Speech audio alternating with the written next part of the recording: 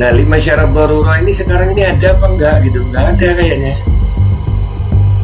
Salah satu aja enggak kayak. Ini yang harus kita tanyakan kepada para ulama. Doakan aja, gue mau keliling mencari ulama-ulama nih.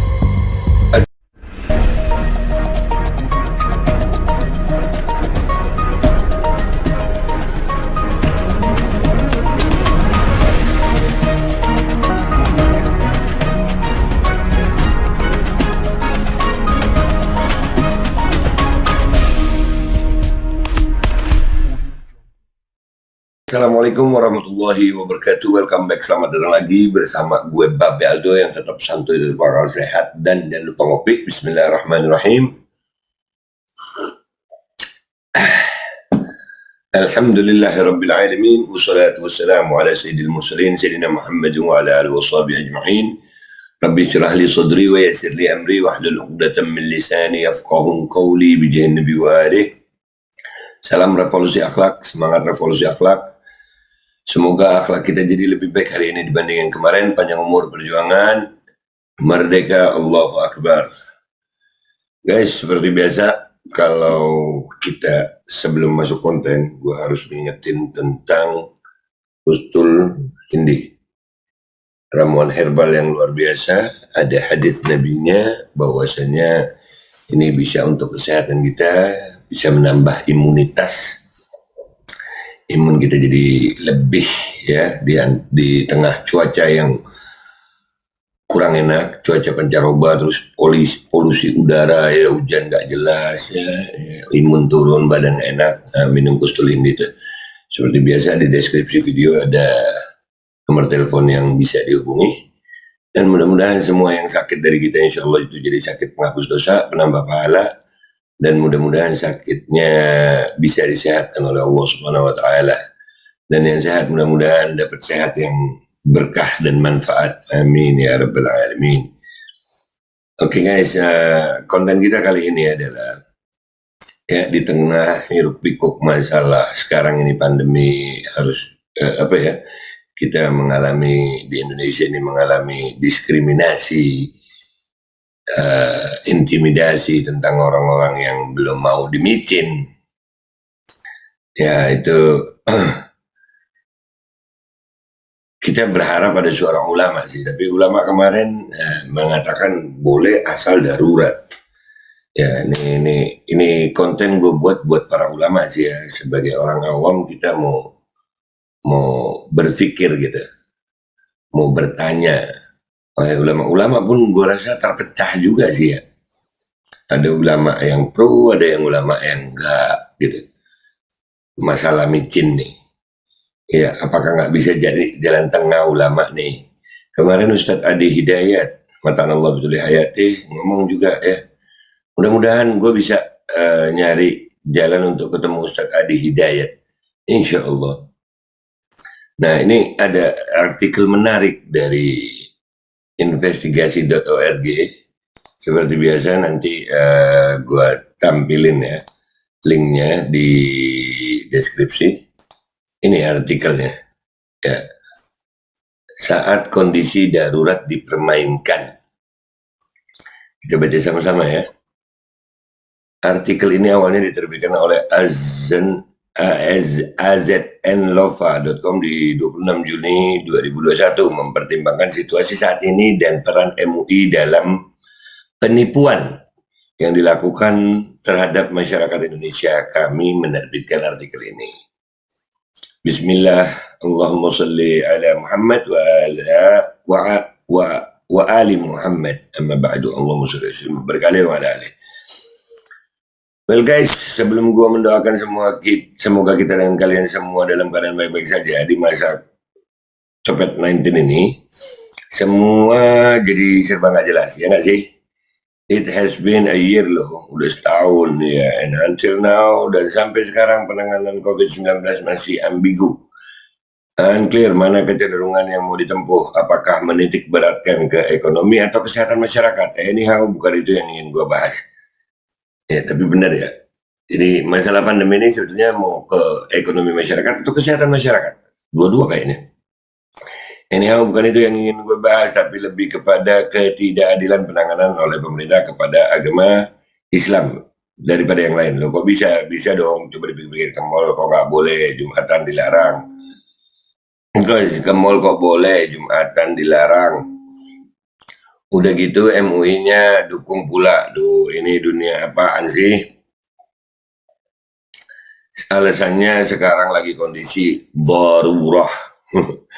Apa ya, kita dalam kondisi darurat, mending kita bahas yuk di bawah ini. Cuman gue mau tanggapin ya, ini gue rasa karena ini memang konteksnya MUI, jadi untuk umat Islam ya. Tapi ini juga dialami oleh saudara-saudara kita yang beragama lain. Yang beragama lain juga mengalami hal yang sama ya. Tapi itu kembali ke apa namanya, ulamanya agama lain ya. Menurut Al-Hamawi, definisi darurat adalah limit akhir keterpaksaan yang jika tidak menerjang sesuatu meski dilarang bisa mengancam jiwa. Nah, definisi darurat menurut Al-Hamawi ya.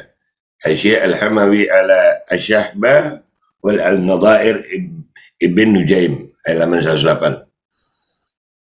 Nah, ini dengan gue ngebahas ini, ya gue berharap ada dari agama lain, ulamanya, pemuka agamanya, untuk membahas ini juga gitu. Terus duduk sama-sama kita mengingatkan kepada yang mengatakan ini darurat itu, apakah di agama lain ada. Ini minta maaf sebelumnya, gue kan nggak bisa bahas agama lain ya, bukan hak gue. Kenapa bisa ada kedaruratan? Karena bisa mengalami ancaman jiwa, al-khauf ala nafs minal halak, ya, ketakutan terhadap diri dari kehancuran. Maka dalam keadaan darurat seseorang diperbolehkan untuk melakukan sesuatu yang dilarang, ya, dalam kerangka menyelamatkan jiwanya dari kematian. Di sini ulama bersepakat ijma bahwa bangkai, darah, air kencing, dan daging babi itu semuanya bisa diharamkan oleh syariat, adalah halal bagi seseorang yang khawatir dirinya bisa binasa akibat kelaparan dan kehausan. Jadi kalau udah kepepet nggak apa-apa ya, kalau udah kelaparan banget. Tetapi tingkat kebolehannya sekedar untuk mempertahankan hidupnya dan menyelamatkannya dari kematian. Lebih dari itu hukumnya tetap haram. Itu maratabil ijma 151, Al-Majmu' 939. Dan ini kitab-kitabnya. Ya, jadi kalau lagi kepepet ya, kalau umpamanya harus makan, makan. Habis gitu sudah. Jangan habis kepepet makan terus nambah terus. Itu jadinya tetap haram ya. Nah, para ulama membahas syarat-syarat untuk menetapkan tingkat darurat dalam istimbat hukum. Secara ringkas, mereka menetapkan darurat apabila sudah masuk syarat-syaratnya. 5 syarat darurat. Darurat tersebut benar-benar terjadi atau diprediksi kuat akan terjadi, tidak semata-mata praduga atau asumsi belaka. Nah, ini darurat sampai hari ini, kalau kita lihat kemarin data-datanya, sambil ngopi gue ya, itu nggak darurat ya, belum masuk syaratnya. Contohnya, seorang musafir di tengah perjalanan merasa sedikit lapar karena belum makan siang, padahal ia akan tiba di tempat tujuan sore nanti. Ia tidak boleh mencuri dengan alasan jika ia tidak makan siang, ia akan mati. Karena alasan ia kemukakan hanya bersandar pada prasangka semata. Ya, jadi kalau umpamanya gitu musafir di tengah jalan, nah dia nggak tahu ini kotanya mana, nyampainya berapa lama, nah itu boleh. Tapi kalau dia tahu sore mau nyampe, tinggal berapa lagi ya, insya Allah kuat. Nah itu nggak darurat itu. Nah sekarang ini kalau masalah pandemi ini, ya gimana mau dibilang darurat, orang nggak pakai micin, banyak yang sembuh, nggak pakai micin. Jadi ini nggak darurat menurut kami. Tapi kami lagi mencari apa ya, pendapat ulama. Doakan aja Babe, insya Allah mencari ulama ini. Termasuk sudah di Hidayat. Mungkin mau ke MUI MPR. Tidak ada, yang kedua, tidak ada pilihan lain yang bisa menghilangkan mudarat tersebut. Misalnya seorang musafir kehabisan bekal di tengah padang pasir, ia berada dalam kondisi lapar yang sangat memprihatinkan. Di tengah perjalanan ia bertemu dengan seorang penggembala kambing. Kemunyaannya tak jauh dari tempatnya berada tergolek bangkai seekor sapi. Maka ia tak boleh memakan bangkai sapi tersebut karena ia bisa membeli kambing atau memintanya dari si penggembala. Nah, tidak ada pilihan lain. Ya, kalau memang itu obatnya, nggak ada pilihan lain, itu baru tuh. Kalau haram nggak apa-apa. Nah ini banyaknya pilihan lain kok. Untuk meningkatkan imunitas tubuh itu banyak pilihan lain. Nggak perlu dengan itu. Yang lebih haram lagi nanti kayaknya malah lebih haram ini. Nah, yang sehat dipaksa untuk kena itu.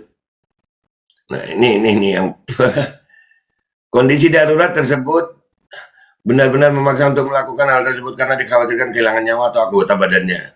Ya, umpamanya dalam ancaman. Ya, lu kalau nggak makan ini mati lu. Nah, itu baru dalam ancaman ya. Tapi ini kan nggak ada ancaman. Keharaman yang ia lakukan tersebut tidaklah menzalimi orang lain. Nah, ini. Islam itu melarang menzalimi orang lain. Hati-hati ya.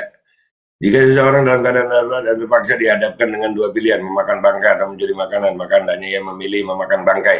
Hal itu dikarenakan mencuri termasuk perbuatan yang menzalimi orang lain, kecuali ia tidak punya pilihan lain selain makan harta orang lain tanpa izin, maka diperbolehkan dengan syarat ia tetap harus menggantinya. Minta izin, gitu.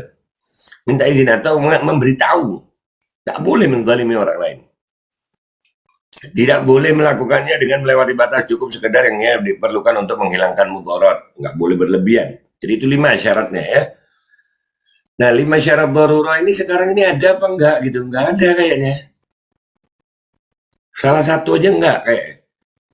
Ini yang harus kita tanyakan kepada para ulama. Doakan aja, gue mau keliling mencari ulama-ulama nih. Seorang dokter yang ketika mengobati pasien perempuan yang mengalami sakit di tangannya, maka boleh baginya menyingkap aurat sebatas tangannya saja. Tidak boleh menyingkap aurat yang tidak dibutuhkan saat pengobatan seperti melepas hijab dan lain sebagainya. Sama halnya dengan orang yang sangat kelaparan di tengah perjalanan, ia boleh memakan bangkai sekedar untuk menyambung hidupnya saja. Dengan kata lain, ia tidak boleh mengkonsumsinya hingga kenyang, melewati kadar untuk menghilangkan mudarat yang dialaminya. Oke. Ya, jadi kalau ini sekarang ini kondisi sekarang ini mana daruratnya?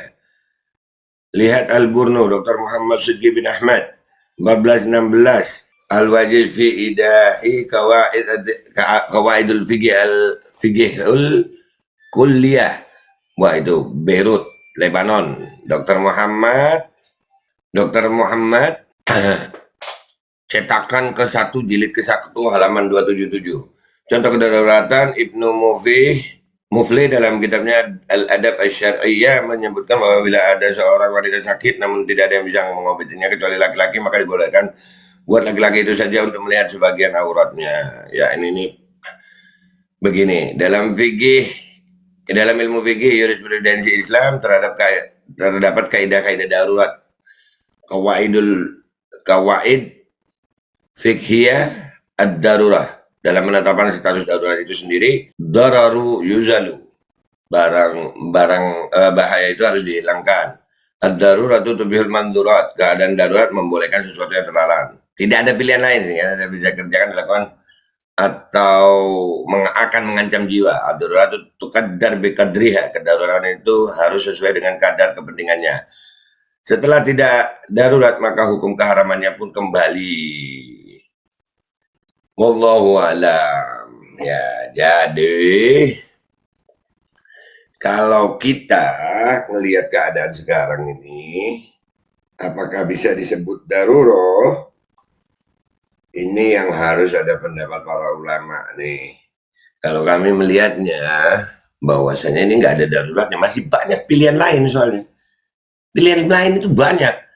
Jadi bagi kami bukan sekali lagi bukan anti micinnya ya, anti pemaksaannya gitu. Boleh aja mau ada micin ini boleh aja, silakan aja. Tapi jangan paksa dong, jangan mandatori gitu. Ini para ulama harus bersuara ini, para habaib, mana habib? Para ulama, mana para ulama? Masa cuma Ustadz Adi Hidayat yang ngomong nih? Ya, dan mungkin kita akan ke MUI. Buat kalian yang setuju babeh ke MUI, MPR ya, Bape dan MPR ke MUI, tolong komentar di bawah. Ini buat Majelis Ulama Indonesia, rakyat mau bertanya, umat Islam mau bertanya, dan buat yang beragama lain silakan tanyakan ke pemuka agama kalian yang lain. Masa pemuka agama nggak ada yang bersuara sini? Ya kan, pemaksaannya, sekali lagi pemaksaannya loh. Kalau micinnya terserah ada yang mau, ada yang enggak, ya pemaksaannya ini. Ini yang paling utama. Udah itu aja dari gue ya. Mudah-mudahan ini bisa bermanfaat, bisa disebarkan, di-share, biar sampai para ulama itu mendengar, para habib-habib ini mendengar, supaya ada suara mereka. Kalau gue dipanggil atau gue mau menghadap deh gue datang ke para ulama itu untuk minta penjelasan. Nah itu aja dari gue minta maaf kalau ada salah. Wabillahi taufiq wal hidayah warahmatullahi wal inayah wal afu minkum. Wassalamualaikum warahmatullahi wabarakatuh. Semangat Indonesia, semangat. Seleksi alam sih ini sekarang. Insya Allah kita termasuk yang selamat. Kita dan keluarga kita termasuk yang selamat. Amin.